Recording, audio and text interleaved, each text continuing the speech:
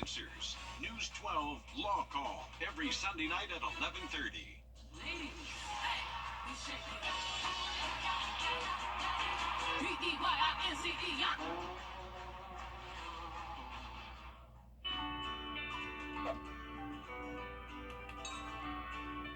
Parker's Kitchen is proud to partner with the Wrdw Project to ensure that local injured veterans receive the life-changing programs and services they need. Please round up at checkout and we'll match your donation. Live from Augusta, you're watching News 12 live at 5. New in just the last hour, a deadly shooting in broad daylight, turning into a murder-suicide investigation. It started when a woman's body was found on Druid Park Avenue and Walton Way this afternoon, and a short time later, Richmond County deputies say the suspect was found dead at Pendleton King Park. Sydney Hood is live at 5 in our newsroom in Sydney. This entire case has developed just in the last couple of hours. Can you walk us through what the timeline is of how all of this happened? The murder happened about a mile and a half from AU's campus and just half a mile from Richmond Academy. Deputies say they got the call around 1:30, so right in the middle of the day. This is some video from the scene. It took place between the Wendy's and Checkers at the very busy intersection of Walton Way and Druid Park Avenue. When deputies arrived, they found the female victim shot at least one time. Witnesses tell us they believe she was driving a white car that got towed away.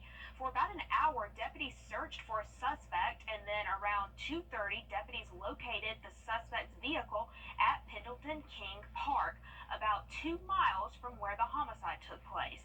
There, deputies found a man dead behind the wheel. The coroner says the man apparently shot himself at least one time while sitting in his vehicle. Both the sheriff's office and the coroner's office say they are in the early stages of this investigation. All right, thanks for that, Sydney. Another major story that we are following tonight, the Georgia primaries. Your votes, they are By the weekend in just about 10 minutes. All right, thanks for that, Riley. A mass shooting in one of the busiest parts of Savannah. Now, days later, tourists are avoiding the area as authorities search for what's believed to be multiple gunmen. It all happened just before midnight Saturday in Ellis Square. 10 people were shot. Another was injured. The FBI is now investigating what happened. Ellis Square, like we mentioned, that's a busy part of town. There were dozens of people around when those shots rang out. It was so fast in succession, I thought it was fireworks. We stepped outside for a second, and all of a sudden I hear like 10 or 15 gunshots. Businesses say they've seen significantly less foot traffic since the shooting. Right now, no suspects have been identified. A South Carolina mom is suing the popular social media app Snapchat after she claims the app had a role in her son's death. As Ashley Jones reports, the mom believes her son is not only a victim of depression, but also a victim of sextortion. I was just on the driver's seat. And then we turned down this road. Then we turned down this road. It's memories like this that Betsy Hopman and her family are fighting to keep alive. But the sight of her son laying lifeless in the front yard fights back. I'm pretty sure my husband still has the doorbell video of him walking in the house and me seeing his face, and you can hear me audibly screaming.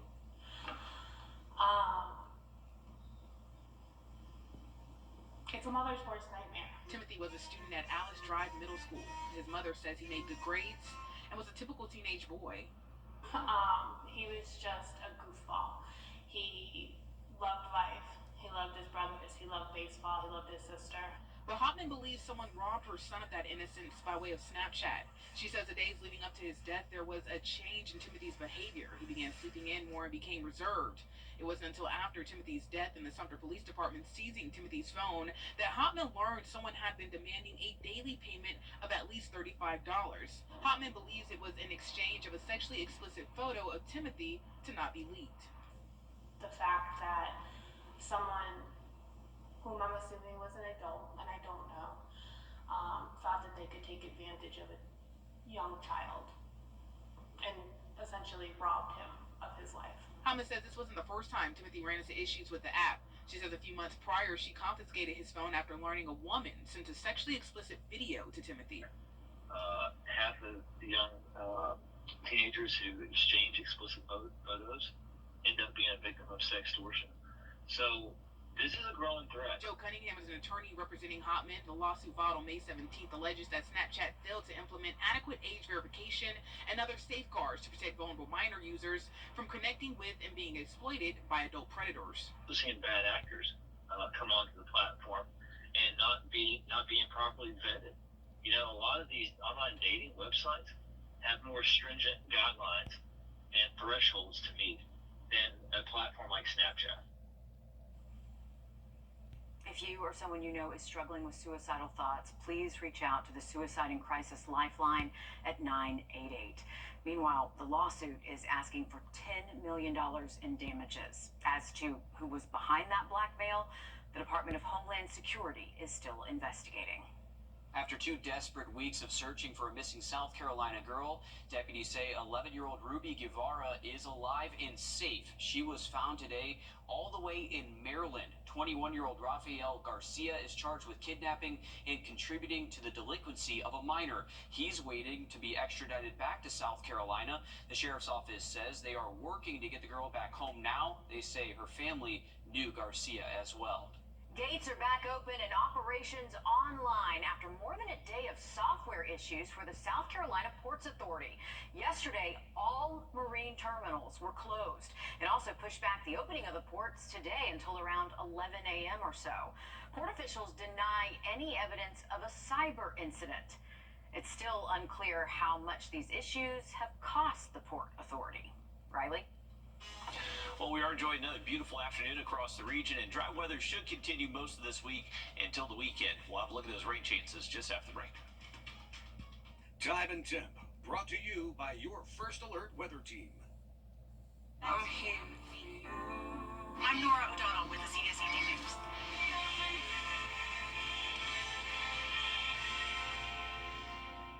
I like to live a Thanks, Riley. New tech being developed in Georgia could bring musicians to your living room with the help of virtual reality. We'll show you how coming up after a short break. First Alert Radar, powered by Jim Hudson Automotive Group. Look for the big red fire truck in the front yard.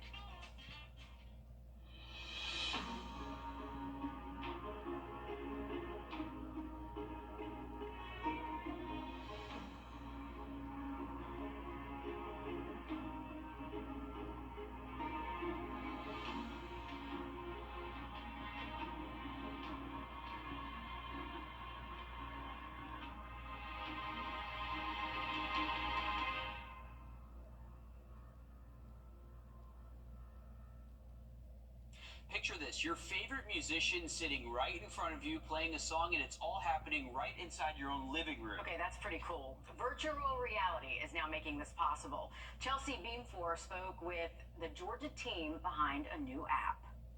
We're rolling. In a Powder Springs recording studio, something unique is being developed. We're here to show people at large something that they've never seen before. It may look like these guys are shooting a music video for Atlanta rapper Pastor Troy, but they're actually making him into a hologram to be viewed in virtual reality. We think that this is an engaging fan experience, kind of like a next level access to your favorite artist. Brothers Ryan and Kevin Sellers are the masterminds behind the new VR app called Soapbox. The idea is to capture live music performances, which people can then stream straight into their homes. Here's how it works. This is where an artist stands. They're recorded by these 48 cameras. Then that gets put into a computer where they create a 3D model, which then you can watch on those virtual reality goggles. It's like you're standing right next to someone playing guitar or playing keys or standing there and singing, and you can get as close as you want. The app is brand new, created locally from the ground up. It just launched last month and is already being used in 65 countries. Kevin says Soapbox is also in big talks with labels like Sony Music and Atlantic Records to add more artists to their app. As far as like really getting artists here, there's a barrier just explaining what it is. It's difficult to understand until you see it. But once you see it, This is dope. Pastor Troy saw his hologram for the first time, calling it an innovative new way to make music and reach fans and preserve his mark in the music world. Man, I love what these guys going on, man. They can be real big innovators in the game, and glad to be right here in Atlanta, man, to be a part of it, man. Ground up. And remember, this is not animation or artificial intelligence. The Sellers brothers stress it's a live recording turned into an interactive experience that could be the new way of the future. It's a pretty unique experience, I think. It's like real life, where the TV isn't, you know? And maybe that's where entertainment goes. And I feel like I don't even have to ask you who you'd want. It would probably be Taylor Swift. If I was right, no? Actually, that would be what my daughter would pick, although I would not be sad about that.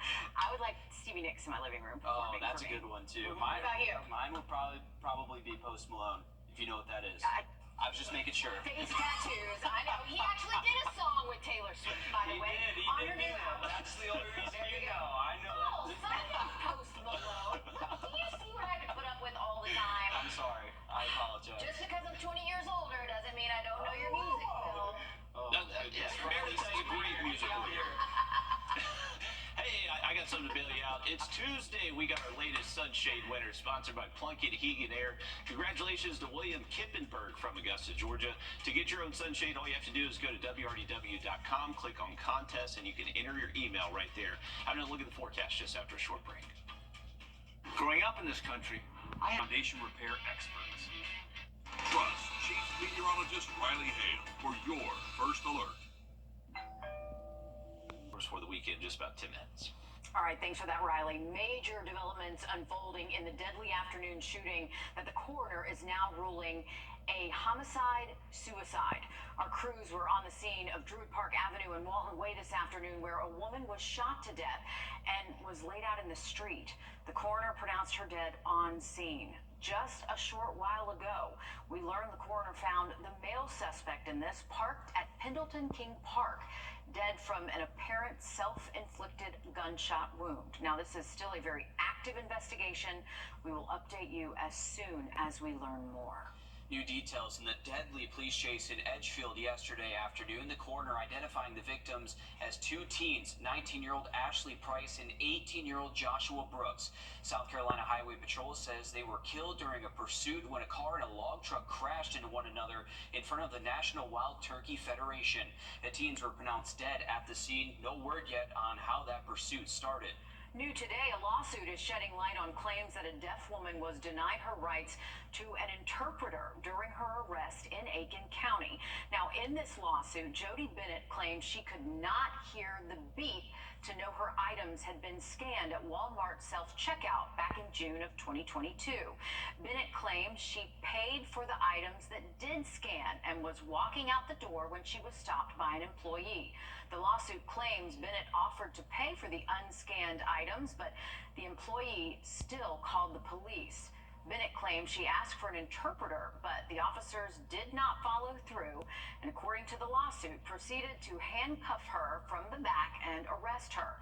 Bennett is suing Aiken County for violation of the Americans with Disabilities Act and violations of the Rehabilitation Act. Also in South Carolina, a now former officer at McCormick Correctional Institution has been arrested and charged with misconduct. State officials say 23-year-old Angel Butler of Hephzibah failed to report sexual misconduct between a former officer and inmate. While the name of that officer involved in the relationship was redacted from the warrant, just last month, Jayana Finney of Augusta was fired and charged with having a sexual relationship with an inmate at that same facility. Butler was charged with misconduct in office and failure to report sexual misconduct. Peach season is now underway in South Carolina. Our Mary Green spoke with growers about what kind of crop they're expecting this year and what it means for Palmetto State peach lovers. Here at McLeod Farms in McBee, they just started picking for this season 2 weeks ago and say they're expecting a good crop this year. Generally, we're about a week ahead, 10 days ahead this year, and we'll go all the way through September, so the end of August. And our best peaches always are right in that July time frame. Spence Spencer McLeod, a fifth-generation farmer, says peaches need some time in the cold. And for the most part, their crop got the chill hours they needed this year, while also dodging detrimental freezes. Sarah Scott, who covers commercial fruit and vegetable crops for Clemson Cooperative Extension, says the consensus among growers statewide is this year's peach yield should be bountiful. That's welcome news after 2 freezes in March 2023 knocked out a lot of their peaches last year and left growers statewide with about 25% of a crop. Whereas this year, even though we were expected to have one of those later freeze events because we are in an El Nino year, we lucked out and we did not have any of those freeze events that were detrimental to the crop. So, full crop this year. And South Carolina produces the second most peaches of any state, behind only California. So a good peach season means good news for the entire state. Reporting in McBee, I'm Mary Green. And growers say summer thunderstorms and hail could still do some damage to the peach crop, but it's not as much as a threat as the spring freeze could pose, and they're well past that at this point. Riley? Well, we have beautiful weather if you're firing up the grill this evening. Temps will be in the 80s and 70s until we get closer to midnight. Have a look at the rest of the week for you coming up after the break. You may have a will to leave behind your earthly possessions to family members, but you probably don't have something to leave your digital belongings. I'm Jamie Tucker coming up, how to set up a digital will and why you should. Time and Temp, brought to you by your First Alert weather team. As what we've been over the past couple of days. But here's that 7-day forecast. The storm chances this weekend appear to be very isolated, so I wouldn't cancel anything just yet, and mainly for the afternoon time frame. Once we get into that Memorial Day Monday, a slightly better opportunity for a storm as the front does get closer. All right, thanks, Riley. Death isn't something anyone likes to think about, and that's why only 32% of Americans have a will. Wills traditionally cover your estates, but rarely include our online belongings. Our consumer tech reporter Jamie Tucker shows us how to leave behind your digital life. What the Tech, sponsored by Augusta Preparatory Day School.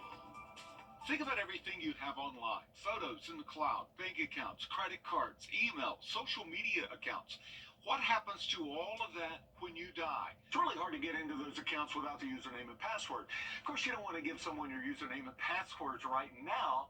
Well, Google has a tool that will share all of your digital belongings with people you trust, but only after you pass away. It's called an Active Account Manager. Go to your Google account settings and look for the Data and Privacy section. You will see an option here to make a plan for your digital legacy. Here you can will much of your digital estate to people you trust. You can choose what you want to share with each person. Photos, email, your entire Google account maybe. You can also add a note if you'd like for each person on your list. And if something happens to you, Google will send them an email with your personalized note along with directions on how to download the files you've left for them. Now, how does Google know you're no longer of this world? It doesn't constantly comb the obituaries looking for your name, but if you go 2 months without logging into your Google account, watching YouTube, or checking Gmail, Google will send you emails and text messages asking if you're okay. And if you don't respond, Google assumes something's happened and sends out the emails to your contact. This will make it so much easier on your family to close down your accounts without having your username and password. Plus, it ensures that your important digital belongings get to the people you trust. That's What the Tech. I'm Jamie Tucker. After trusted contacts have the opportunity to download what you've left behind, Google will close the account to help prevent hackers from targeting inactive accounts. Well, Atlanta often ranks top 10 worst traffic cities in the country. That's a shocker there. But the Georgia Department of Transportation is spending billions to try and change that. The new express lanes are in the works, though they could take years to complete. And as far as the cost, pricing is market driven based on how many people want to use it. Well, the rich will be over there. Regular people will be over right, so that sounds like a money grab. but GDOT says the express lanes will benefit all Atlanta drivers, even the ones who opt out of the Peach Pass because of the shift of some vehicles to that new express lane. Pickleball and puppies. They go together better than you might think. Just ahead, how a South Carolina group is combining the two for, oh, look at the cutie, a great cause. First Alert Radar. Powered by Jim Hudson Automotive Group. At Lionel Smith, only the finest in men's clothing. The final rounds of the GHSA Golf State Championships are today, and 2 of our Columbia County teams went into the final rounds within striking distance of taking that top spot. News 12 Sports Director Dan Booth joins us now with the latest on the Lakeside Panthers, who are probably having a fun drive back home, Dan. After finishing 4th in the state last year, the Lakeside boys golf team made their mission to get it back to the state championships this year to get the job done, and that is exactly what they did. The Panthers came into today's final round 7 strokes back of the lead in 3rd, but a little can-do attitude and some elbow grease helped them climb the leaderboard to take the top spot and win the Class 6A state championship. Sophomore Hamilton Coleman won the individual state title, shooting a 70 in round 1 and a 69 in the final round. Here's a look at that final leaderboard. The Panthers won their first state title in boys golf in over a decade by 4 strokes. Congrats to Lakeside for doing the thing. The Greenbrier girls are still trying to defend their crown. They're currently in 2nd place, about halfway through their run. Their leaderboard should be solidifying soon, and I'll have the latest on the Lady Pack tonight at 11. The SEC baseball tournament is underway in Hoover, Alabama. A disappointing 9-1 loss to LSU has brought Georgia's chances of winning the SEC championship to a close. The 10-seeded South Carolina Gamecocks fell behind early but roared back to knock off Bama 10-5. Yeah, thanks for celebrating Georgia's loss, Will. That was more for South Carolina winning. You started celebrating when you heard Georgia lost. Whatever. With the growing popularity of pickleball, one upstate South Carolina team is combining their love for the sport with their love for animals. Sounds great. As Michaela Leggett shows us, pups and pickleball go hand in hand. Captain Luke and Mary Shock breaking a sweat out on the Gatewood Club pickleball court in Greenwood. We originally are tennis players, but we recently started picking up pickleball. When they're not out playing pickleball, they're spending time at the Greenwood Humane Society. We both have a strong passion for animals and helping out and volunteer at the Humane Society, allowing them to see how much help the Humane Society needs. Well, they're overrun with animals, dogs and cats, and so they're always needing food and just help with extra toys and creating the first ever annual pickleball for Paul's tournament. I have multiple levels of players, so if you're a beginner or if you're an intermediate or advanced player, you're going to be able to come out and have some good competition, but most importantly, lots of fun. So far, 40 people will play, but there's no limit on players. And so it's just really cool to see people coming together. We have people coming from Spartanburg and Greenville and different surrounding areas. So it's not just Greenwood. We're welcoming anyone to come and visit us here at Gatewood. Samantha Brooks, Humane Society Director, says the money raised will go towards the care of the animals. Making sure that the animals have food, water, the appropriate climate control, the medicine that they need.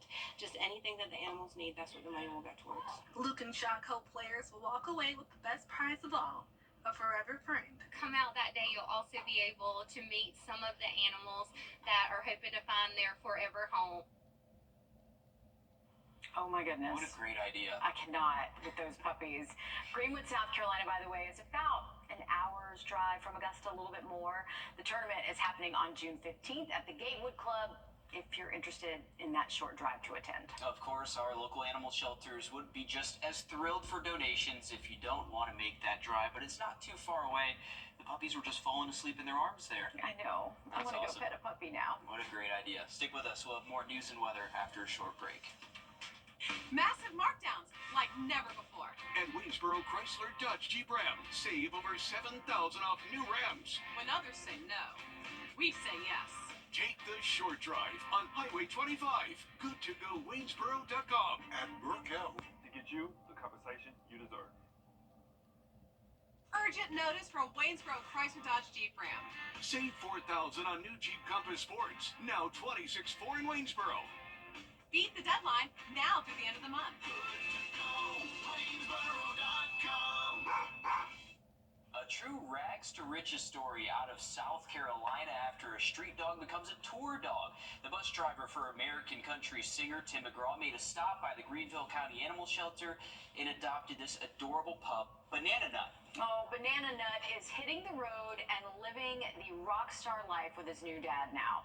The animal shelter shared this photo to their Facebook, congratulating Banana Nut on his true rags to riches tale. And you know what? If Tim McGraw does not write a country song about this, there's something wrong with that. Absolutely. I couldn't think of a better name. Banana Nut. That's awesome. I want to know the story behind that as well. That's so good. Tim McGraw, ball's in your court, buddy. There you go. That's awesome. And great weather for the dog walks for the rest of this afternoon and evening. Maybe you're heading out to the ball game tonight. SRP Park's going to be a great spot to be. 7:05 first pitch. Our temps are in the mid-80s, so it's definitely feeling like May out there. Luckily, not too much humidity. The air does feel relatively dry.